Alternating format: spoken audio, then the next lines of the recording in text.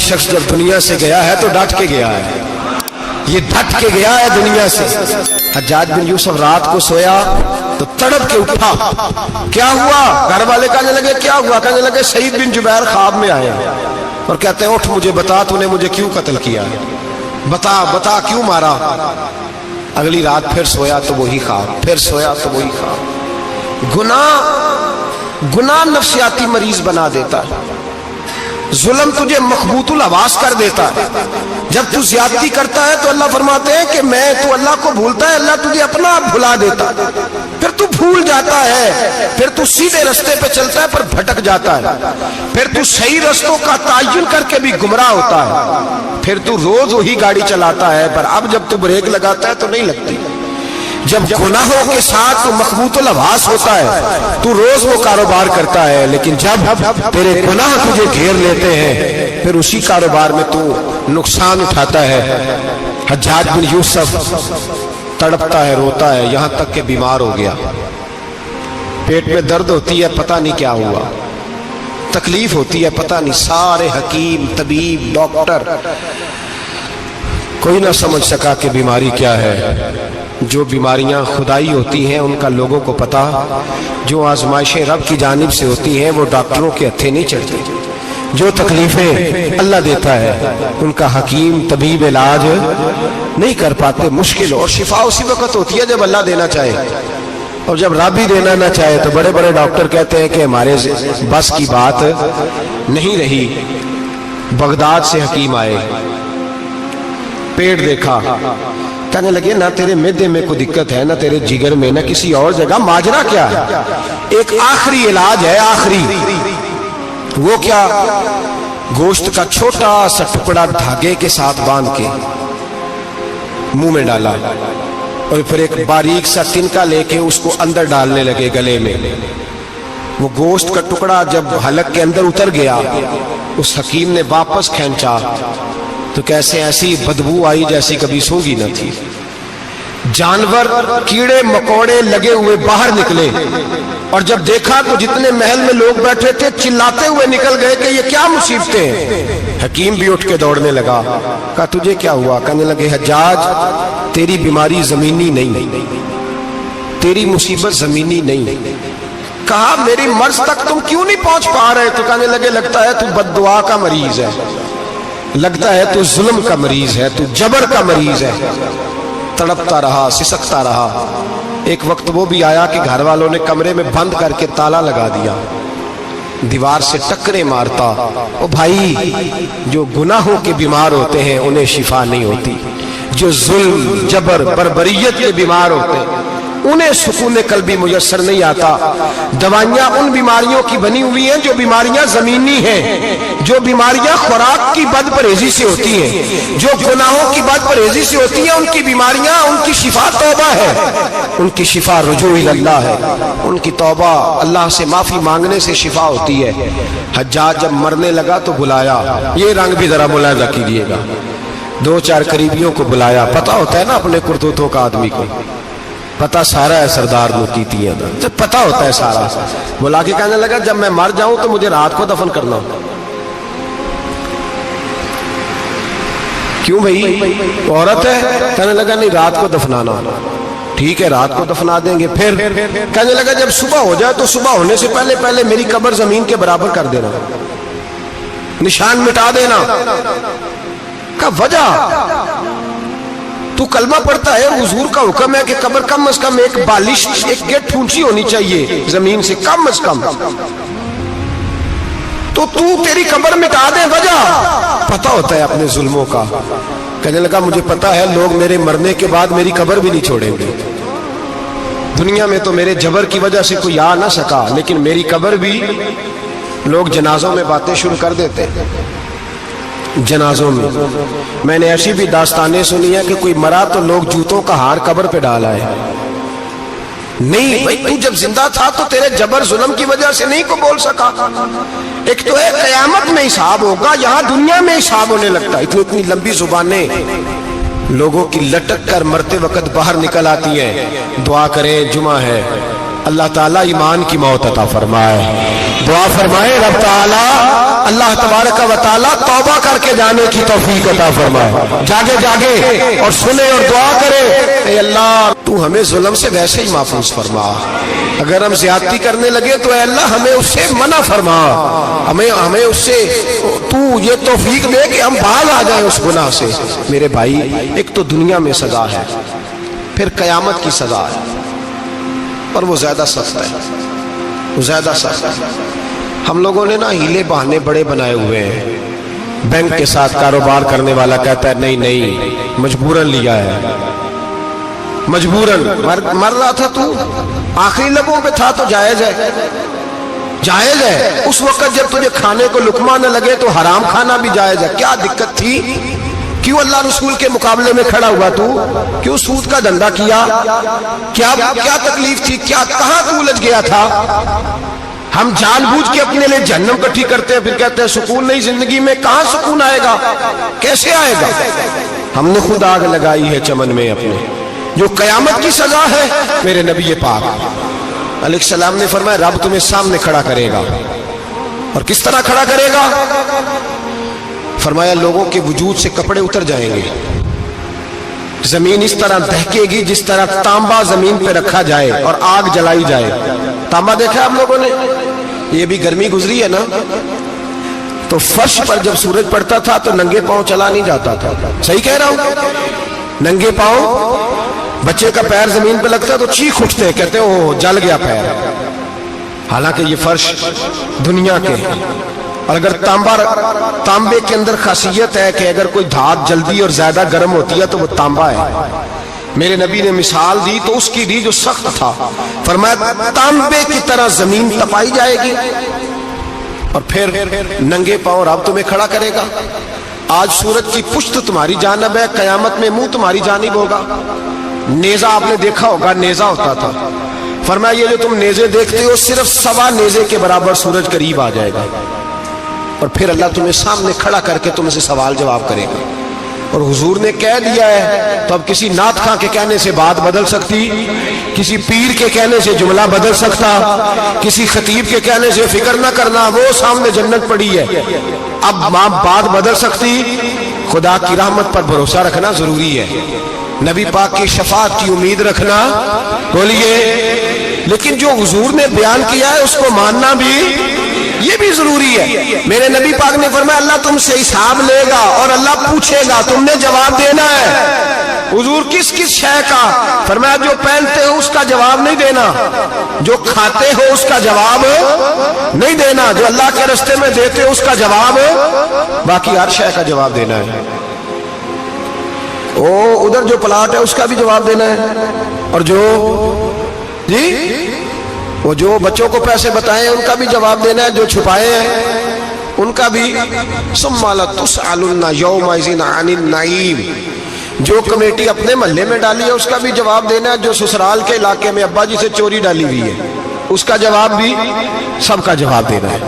تمام حساب کتاب. اور اللہ فرماتے ہیں میں سامنے کھڑا کر کے ہر سوال کا تجھ سے جواب, تجھے ہر سوال کا جواب. اچھا یہ جو بڑے لوگ تھے وہ حساب سے ڈرتے تھے, ہم چھوٹے لوگ ہیں ہم حساب سے ہم نہیں ڈرتے, ہم کہتے ہیں دیکھی جائے گی. بڑے لوگ جو تھے وہ حساب سے. حضرت ابو بکر صدیق دعا کرایا کرتے تھے, دعا کرو اللہ مجھ سے حساب نہ پوچھے. حضرت عمر فاروق رضی اللہ تعالیٰ عنہ اپنے بیٹے سے کہتے تھے بیٹا اپنے باپ کے لیے رحمت کی دعا کرنا, میں درگزر والا ہوں, میں حساب والا کوئی نہیں. بڑے لوگ ڈرتے تھے, بڑے لوگ. حضرت عثمان غنی قبر پہ کھڑے ہوتے تھے تو داڑھی آنسوؤں سے بھیگ جاتی. غلام کہتے ہیں حضور 3 دفعہ نبی پاک نے آپ کو جنت کی بشارت دی ہے, 3 دفعہ بشارت دی ہے, تو آپ کیوں اتنا روتے ہیں؟ عثمان غنی فرماتے جس رسول نے مجھے جنتی کہا ہے اسی محبوب نے مجھے فرمایا تھا عثمان قبر آخرت کی منزلوں میں سے پہلی منزل ہے. اور آپ فرماتے میرے تو کمرے میں دیا گل ہو جائے تو مجھے ڈر لگتا ہے, اس میں تو مکمل اندھیرا ہے. آپ فرماتے کھڑکیاں بند ہو تو دم گھٹنے لگتا ہے, اس کو تو دروازہ ہی کوئی نہیں, روشن دان تک نہیں. بھائی جو بڑے تھے وہ ڈر رہے تھے. مولا علی شیر خدا نماز کا وضو کر کے کانپتے تھے, کانپتے. علی آپ مرحب کے سامنے نہیں کانپے, خیبر کا دروازہ اکھاڑتے نہیں کانپے, بدر, احد, خندق, حنین اور خیبر میں نہیں کانپے, تو یہاں آپ فرمانے لگے مالک کے سامنے جاتے ہوئے ڈر آتا ہے. بڑے لوگ کانپتے تھے, بڑے لوگ. آج کون سا جمعہ ہے؟ سارے بولیے. حالانکہ یہ اگلے سال دوبارہ آئے گا, ہمارا نہیں پتا کہ ہم ودا ہو جائیں کہ کیا بنے. یہ کون سا جمعہ ہے؟ آیا جمعۃ الوداع, آئے ہم پڑھنے. آج ایک فکر لے کر کے جانا, ایک سوچ. جہاں روز رات کو بیٹے کی ٹینشن, بیٹی کی ٹینشن, بھائی کی ٹینشن, پوتے کی ٹینشن ہوتی ہے نا, ایک ٹینشن اور اپنے, آج ایک ٹینشن بڑھا لو, قبر کی ٹینشن پیدا کر لو, قیامت کی تھوڑی سی فکر کر لو, تھوڑی سی, ایک لمحے کے لیے صحیح تھوڑا خیال پیدا کرے. حضرت حسن بصری نام سنا ہوا ہے نا, یہ حضرت علی کے شاگرد ہیں. نبی پاک کے گھر میں آ جاتے تھے کئی دفعہ, بچے تھے جب. حضرت حسن بصری تابعی ہیں. فرماتے ہیں خانہ کعبہ میں عمرہ کرنے گیا, طواف کعبہ کر رہا تھا تو بڑا عجیب منظر ہوا, رات کی تنہائی ہوئی. اس وقت کئی دفعہ طواف بند بھی ہوتا تھا, اس لیے کہ رش کم ہوتا تھا تو رات کو سب سو جاتے تھے. کہتے رات ذرا گہری ہوئی تو لوگ اپنا اپنا خیمہ لے کے جاتے تھے. اب تو ہوٹل ہے نا, تو خیمے لگتے تھے, لوگ خیمہ لے کے جاتے تھے, جہاں جگہ ملتی تھی خیمہ لگا کے رہتے تھے. فرماتے میں رات کو سویا خیمے میں, ایک دردناک آواز آئی, میٹھی ہے, دھیمی ہے, پر درد بڑا ہے. کوئی رونے والا رو کے کہتا ہے اللہ حساب قیامت میں مجھ سے نہ لینا, اے اللہ تنہائی میں جتنا مرضی حساب لینا, پر لوگوں کے سامنے نہ لینا. اور پھر کہتا ہے اللہ فضل تو تب کرے جب تو میرا حساب پوچھے ہی نہ. پھر چند منٹ گزرے تو پھر وہ رونے لگا. میرے کانوں میں آواز آئی, کہنے لگا اے اللہ حساب تو ان کا لیا جاتا ہے جو حساب کے قابل ہوتے ہیں. اعلیٰ حضرت کہتے ہیں نا, رضا سے تو کیا حساب لے گا, رضا بھی کسی حساب میں. اے اللہ میں قابل نہیں, مجھ سے حساب نہ لینا. کہتے تھوڑی دیر گزری تو پھر وہ رونے لگا. پھر ذرا سانس سنبھلے تو پھر کہنے لگا اے اللہ میں تو لوگوں کو کوئی بندہ حساب پوچھ لے تو نہیں دے سکتا, میں تجھے کیسے حساب دوں گا. پھر تڑپنے لگا. کہتے تھوڑی دیر گزری تو پھر ایک لفظ انہوں نے کہے, رونے والے نے, کہنے لگے اللہ دیکھ تیرے محبوب کا فرمان ہے جو معافی مانگے تو اسے معاف کر دیا کرتا ہے. اے اللہ میں معافی مانگنے آیا ہوں اور مسجد نہیں آیا, میں کعبۃ اللہ ہی آ گیا ہوں. کہتے ہیں وہ اتنا روئے کہ چیخ آئی ان کی, اور جب دھڑام سے کوئی زمین پہ گرا تو میں پریشان ہوا کہ اب تو بے ہوش ہو گیا. فرماتے ہیں میں زور سے اٹھا فٹافٹ اور اس شخص کی طرف بڑھا. میرے دل میں خیال ہے کوئی گناہگار ہے بیچارہ, تو چلو میں بھی دعا کرتا ہوں, اس کو کہتا ہوں بیٹے فکر نہ کر, اللہ تیری مدد کرے گا. فرماتے ہیں میں گیا اس نیت کے ساتھ کہ میں کہوں گا چلو اٹھو تم بھی دعا کرو, میں بھی کرتا ہوں, اللہ ہم سے حساب نہ پوچھے. کہتے میں گیا تو وہ شخصیت بے ہوش پڑی تھی, کالے سیاہ بال ان کے چہرے پہ بکھرے ہوئے تھے. کہتے ہیں لوگوں جب میں نے زلفیں ہٹائیں چہرے سے تو میرا وجود کانپنے لگا آسمان ٹوٹ پڑے گا, زمین پھٹ جائے گی, ستارے بکھر جائیں گے, آج بہہ جائیں گے سمندر. فرماتے ہیں میری چیخیں نکل گئی. یہ کوئی گناہگار تو نہیں, یہ تو حضرت فاطمہ کے پوتے امام زین العابدین ہے, یہ تو امام حسین کا وہ بیٹا ہے جو کربلا میں تنہا بچے تھے. فرماتے ہیں میں امام کا چہرہ دیکھا تو بھاگ کے آیا, اور میں نے اپنی داڑھی ان کے پیروں کے ساتھ مس کی, اور میں نے کہا حضور اٹھئے. امام اٹھے تو میں نے کہا شہزادے تیرے تو اشارے سے اللہ کئی گناہگاروں کو بخشے گا, تیری تو دعا سے اللہ بخشے گا, یہ کیا کر رہے ہو؟ تو امام زین العابدین کہنے لگے حسن بصری ادھر آ یار, ادھر آؤ بزرگ ہو, میرے دادا کے پاس رہنے والے ہو, میں نے نا آج ہی سنا ہے کہ اس کا عذاب بڑا سخت ہے, آؤ میرے لیے دعا کرو, اللہ پاک مجھ سے حساب نہ پوچھے. کہا حضور نہ کریں. اب فرمانے لگے تجھے نہیں پتا کچھ چیزیں ایسی ہیں کہ رب نے اگر حساب پوچھا تو میں واقعی جواب نہیں دے پاؤں گا, چل کر میرے لیے دعا. کہتے میں نے ہاتھ باندھے حضور میں نہیں کرتا, اٹھا کہہ. فرماتے میں نے ہاتھ اٹھائے, میں نے کہا اے اللہ تیرے رسول کا شہزادہ ہے, یہ تیرے رسول کا شہزادہ ہے, یہ کہہ رہا ہے تو فضل کر. وہ بھائی جو بڑے تھے वो तो तड़पते थे, सिसकते थे। अबू अली हीती कहते खाना काबा में पत्थर पे सर रगड़ रगड़ के कोई बूढ़ा कह रहा था, ऐ अल्लाह अव्वल तो हिसाब ना लेना, और अगर लेना हो तो मुझे अंधा करके उठाना, मैं तेरे नेक बंदों के सामने शर्मिंदा नहीं। इकबाल रो पड़े। इकबाल, कुछ लोगों ने लिखा है ये आखिरी रुबाई है डॉक्टर इकबाल की, आखिरी। इसके बाद शायद उसने कलाम ने कुछ सीरत निगारों का ख्याल है।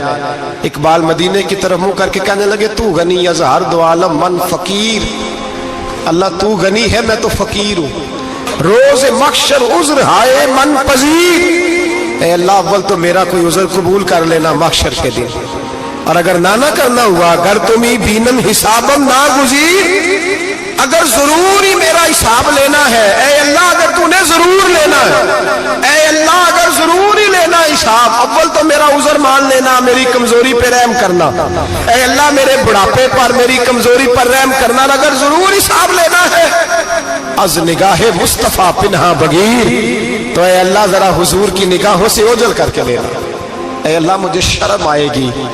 मेरे मुस्तफा करीम फरमाएंगे, मैं तो तुझे हर बात समझा के आया, एक जगह तेरी रहनुमाई करके आया, तू कैसे अमल कमा, जरा ओझल करके, अज निगाहे मुस्तफा पिन्हा बगीर, जरा हुजूर की आंखों से ओझल करके साइड पे करके लेना, मैं बर्दाश्त नहीं कर पाऊंगा। हजरत अबू अली ईती कहते हैं बाबे ने सर रखा हुआ है और कहते अल्लाह मुझे अंधा करके उठाना। फरमाते मैं गया, मैंने कहा चलो मैं दुआ करता हूँ जाके। फरमाते जब मैंने जाके बुजुर्गों की कमर पे हाथ रखा, उनका चेहरा देखा तो ये कोई गुनाहगार तो नहीं, ये तो बगदाद के पीर अब्दुल कादिर जिलानी है, ये तो महबूब सुमानी गौसे समदानी है, ये तो वो शख्स है जो कदम लगाए तो अल्लाह विलायत अता करता है। जो बड़े थे वो डर रहे थे। मोइनुल मिल्लत बद्दीन अताए रसूल हिंदुल वली गरीब नवाज हजरत ख्वाजा मोइनुद्दीन अजमेरी रहमतुल्लाह अलैह, ख्वाजा कुतुबुद्दीन बख्तियार काकी को तन्हाई में बुला के कहने लगे मोइनुद्दीन सैयदजादा है, मोइनुद्दीन हुजूर के खानदान में पैदा हुआ है, मोइनुद्दीन से इसके पीर को बड़ी उम्मीदें थीं, मोइनुद्दीन को रसूल पाक ने हिंदुस्तान भेजा था, पर कुतुबुद्दीन यार मोइनुद्दीन तबलीग का हक नहीं अदा कर सका। हजरत ख्वाजा कुतुबुद्दीन कहने लगे हुजूर 90 लाख तो मुसलमान कर दिए, और क्या हक था? फरमाया नहीं, जब तू तहज्जुद की नमाज पढ़े ना बेटा अपने लिए दुआ मांगना तो खुदा से कहना मौला मेरे पीर की कोताहियां माफ कर।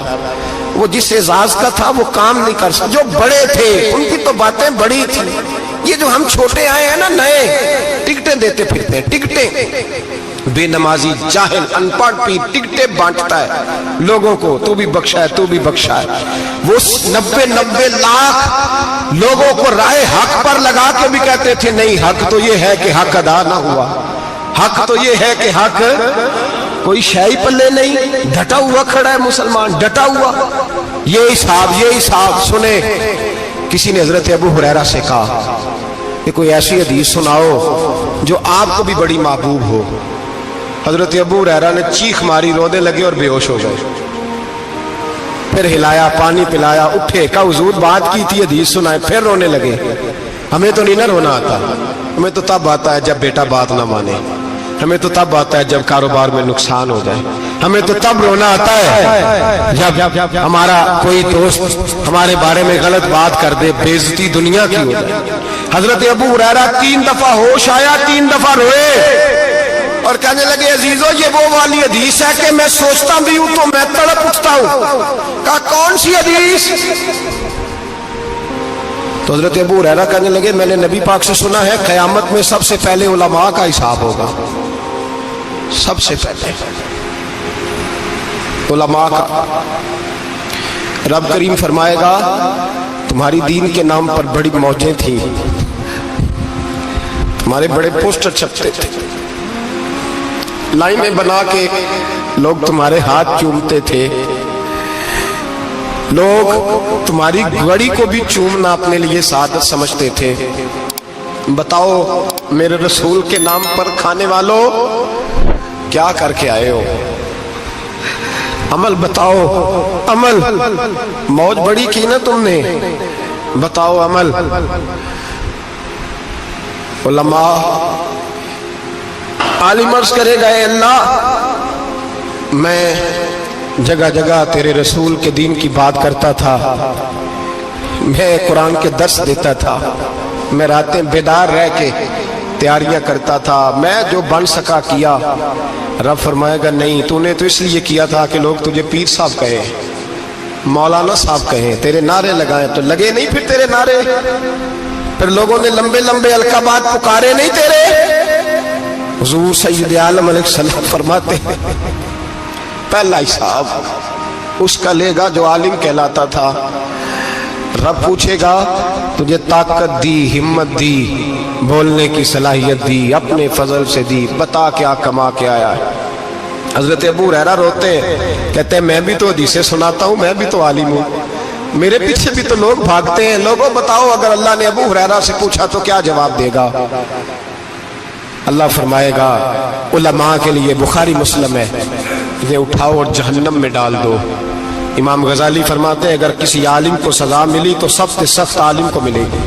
दुआ फरमाए अल्लाह मेरे जैसे लोगों को हिदायत का रास्ता अता फरमाए, और जो कहते हैं समझते हैं अल्लाह उस पर अमल की तौफीक अता फरमाए।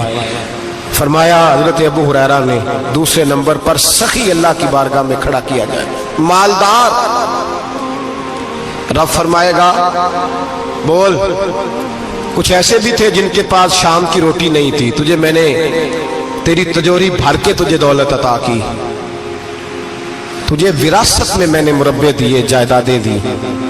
बता वो कुछ वो थे सवेरे मजदूरी करने जाते थे, कमा के लाते थे, हजारों रुपया तेरी बैंक में पड़ा था, बता क्या किया तूने? ऐ अल्लाह मैंने मस्जिद में दिए, मदरसे में दिए, 30 दिन इफ्तारियां पकाता रहा। अल्लाह फरमाएगा तू झूठ बोलता है, तू सारा कुछ इसलिए करता था कि लोग तुझे सखी कहे। हाँ हाँ तेरा ऐलान हुआ मस्जिद में, लोगों ने कहा वो देखो कितने पैसे दे रहा है, इसका वो देखो नाम लिखा हुआ है अस्पताल के एक कोने में कि ये वाला ब्लॉक फलां सेठ साहब ने बनाया, ये देखो लिखा हुआ है कि ये कमरा मदरसे का इसने बनाया, तो लिख दिया गया, नारे लग गए, अब जा दौड़ जा। अल्लाह जहन्नम में फेंक देगा। फरमाया फिर शहीद खड़ा किया जाएगा। हाँ भाई तुझे ताकत दी, हिम्मत दी, बता कहां खर्च की, कहां? ए अल्लाह शहीद ही हो गया। फरमाया वो तो इसलिए हुआ था कि लोग तुझे शहीद कहें, बहादुर कहें, तेरे नाम पे रोड का नाम रखा जाए, तमगाए हुस्ने कारकर्दगी मिले सो मिल गया।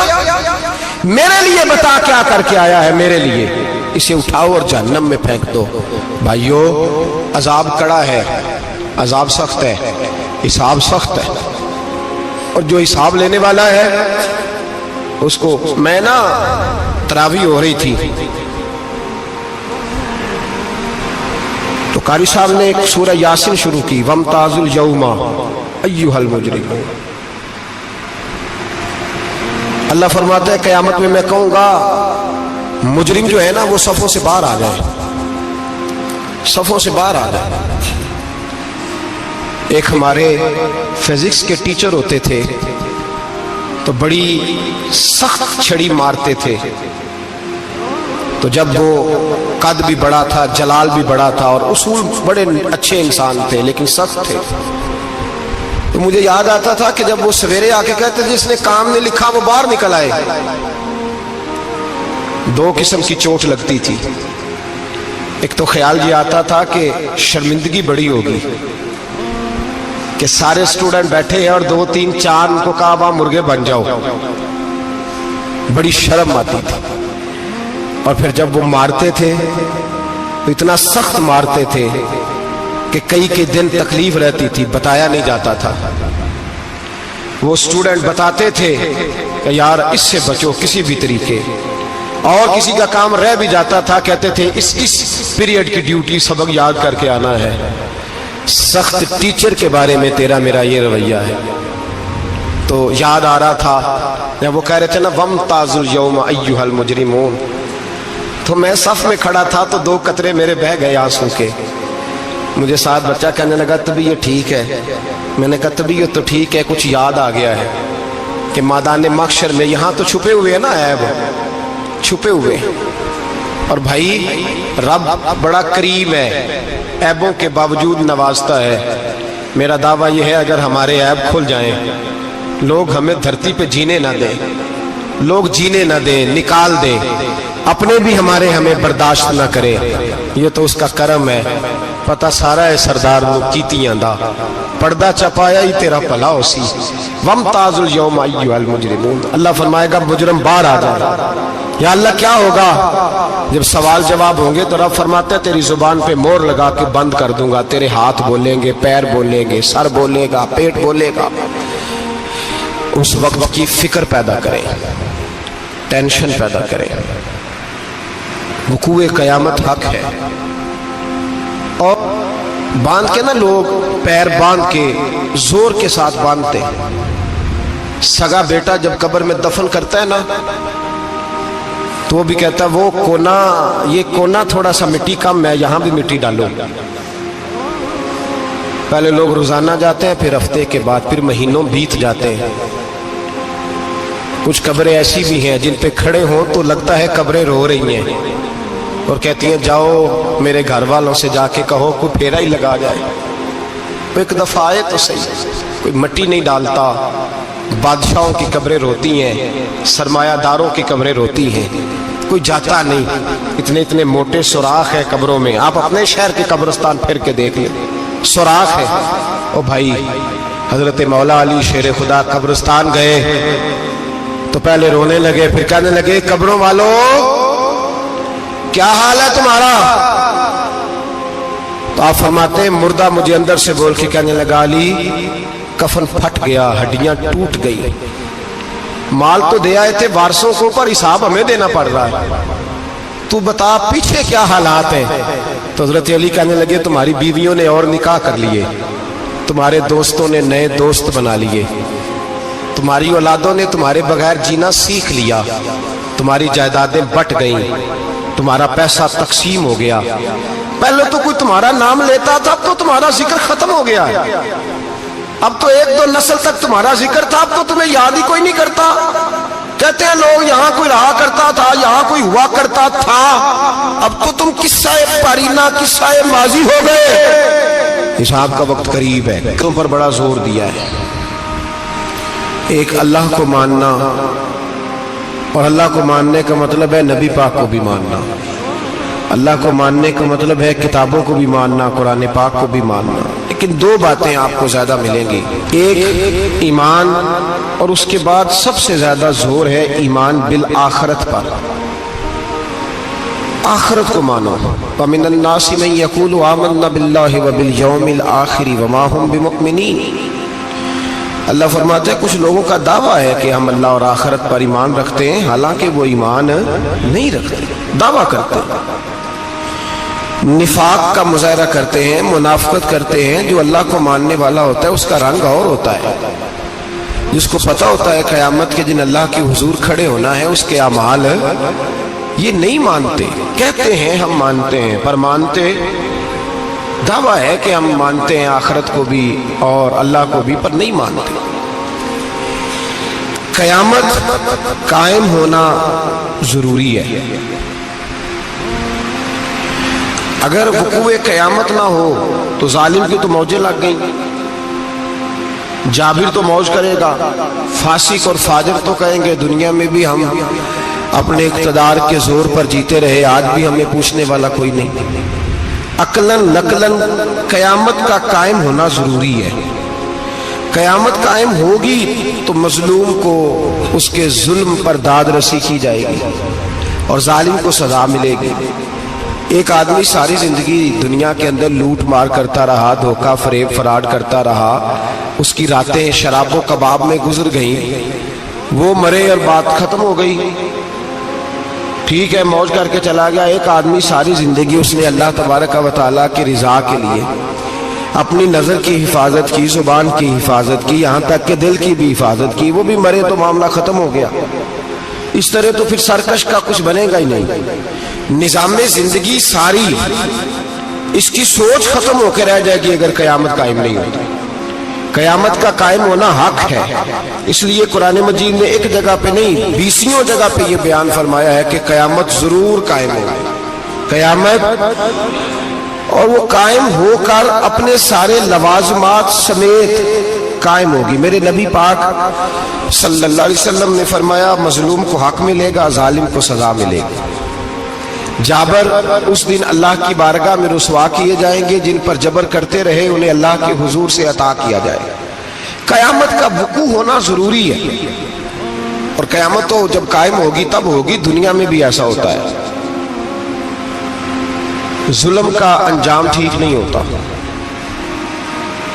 جبر کا انجام، جھوٹ کی زندگی لمبی نہیں ہوتی، دھوکے، فریب، فراڈ، ملمہ سازی، ان چیزوں کی عمریں اللہ نے تھوڑی رکھی ہیں۔ وقتی طور پر ظالم کو، دھوکے باز کو، جابر کو جو مہلت ملتی ہے وہ سمجھتا ہے میری سیاست کام کر رہی ہے،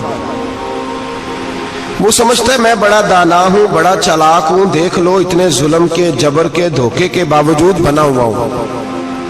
حالانکہ اللہ کی طرف سے اسے مہلت ملتی ہے، اور بڑا ہی مہربان ہے، مہلت اس طرح دیتا ہے کہ میرے نبی پاک علیہ السلام نے فرمایا جب میرا مسلمان نیکی کرتا ہے تو اللہ فرشتوں سے فرماتا ہے 70 گنا بڑھا کے لکھ لو اس کی نیکی، 70 گنا، اور جب گناہ کرتا ہے تو اللہ فرماتا ہے ٹھہر جاؤ ابھی لکھنا نہ، اسے ٹائم دو۔ یا اللہ کتنا؟ فرمایا 24 گھنٹے تو دو، ہو سکتا ہے توبہ کر لے، یہ اس کی مہربانی ہے۔ اب وہ جو اللہ نے مہلت دی ہے نا کہ شاید توبہ کر لے، لوگ سمجھتے ہیں میری چالاکی کی وجہ سے نظام سیٹ چل رہا ہے، میں بڑا تیز ہوں، 2 4 5 باتیں بولتا ہوں سب صحیح ہو جاتا ہے۔ لوگ اس کو اپنی دانائی سمجھ لیتے ہیں، حالانکہ وہ اللہ کی طرف سے۔ فرعون نے کئی 100 سال حکومت کی، اور اس طرح اس نے ظلم کیے کہ لاکھوں اور ہزاروں بچے قتل ہی کرا دیے، 12,000 عورتوں کے پیٹ میں حمل تھا اس نے ضائع کرا دیا۔ جب حضرت موسیٰ علیہ السلام اپنی قوم کو لے کے نکلے، رستے میں دریا آ گیا، فرعون پیچھے لگا ہوا تھا، وَإِذْ فَرَقْنَا بِكُمُ الْبَحْرَ فَأَنْجَيْنَاكُمْ، اللہ فرماتے تمہارے لیے میں نے دریا کو پھاڑا اور تمہیں نجات دے دی، وَأَغْرَقْنَا آلَ فِرْعَوْنَ، اور فرعون کو غرق کر دیا، وَأَنْتُمْ تَنْظُرُونَ، تم کھڑے دیکھ رہے تھے۔ اب جب حضرت موسیٰ دریا کے کنارے پہنچے تو فرعون بھی پیچھے آیا۔ فرعون لوگوں سے کہا کرتا تھا کہ میں کہتا ہوں تو دریا چلتا ہے، میں کہتا ہوں تو ہوائیں آتی ہیں، میرے حکم کے پابند ہے سارے۔ جاگ رہے ہیں نا آپ حضرات، غور فرمائیے گا بات پر۔ دعویٰ تھا اس کا کہ میں کہتا ہوں تو نظام زندگی چلتا ہے۔ اب جب دریا کے کنارے پہنچی حضرت موسیٰ علیہ السلام تو اللہ نے حکم دیا کہ آپ عصا ماریں۔ جناب موسیٰ نے عصا مارا، 12 رستے بن گئے۔ اب حضرت موسیٰ کی قوم گزر رہی تھی تو فرعون سے پوچھنے لگے کہ تو کہتا تھا میرے حکم سے چلتا ہے، تو وہ تو حضرت موسیٰ نے ڈنڈا مارا ہے تو رستہ بن گیا ہے۔